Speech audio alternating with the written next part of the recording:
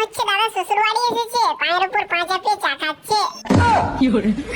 Hello everyone, আমরা সব ভাইরা মিলে সকালে যে চাকরি সেটা করছিলাম না, মানে ব্রাশ করছিলাম। ঠিক সে সময় সাফাত ভাই আমায় ডাক দিল। এ দাদা চা করা হয়ে গিয়েছে, চা খেতে আই। ঠিক আছে তুমি যাও, আমি একটু পরে আসছি। আসবি তো আয়, না হলে চা ঠান্ডা হলে নিজে গরম করে খাবি, তোর জন্য রোজ রোজ চা গরম করতে পারবে না। ও মাইরি, ভাই তো সবার সামনে আমার ইজ্জতে কচড়া করছে, তাই আমি ঝটপট করে বাড়ি এসে স্নান করে না মানে চোখ মুখ ধুয়ে চা খাচ্ছিলাম। ঠিক সেই সময় ভাই আবার আমার মজা নিতে শুরু করলো। মনে হচ্ছে দাদা শ্বশুর বাড়ি এসেছে, পায়ের উপর পা চাপিয়ে চা খাচ্ছে।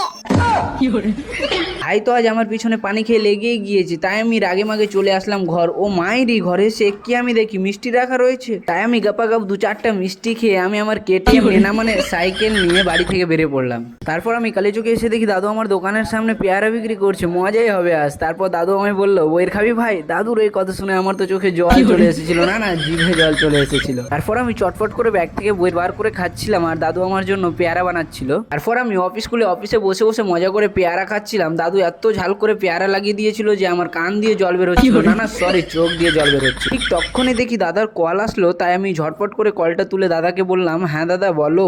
বলছিলাম কি তুমি অফিস বন্ধ করে নিচে আসো, ভিজিটে যেতে হবে। ঠিক আছে, কম্পিউটার বন্ধ করে আমি আসছি। তারপর আমি ঝটপট করে আম খেতে খেতে অফিস বন্ধ করে আমি আর আমার দাদা বেরিয়ে পড়লাম ভিজিটে। তো বন্ধুরা চলো আজকে এই পর্যন্ত। ভিডিওটা কেমন হয়েছে অবশ্যই কমেন্টে বলে যাবা, আর লাইক শেয়ার করতে ভুলবো না। চলো বাই বাই।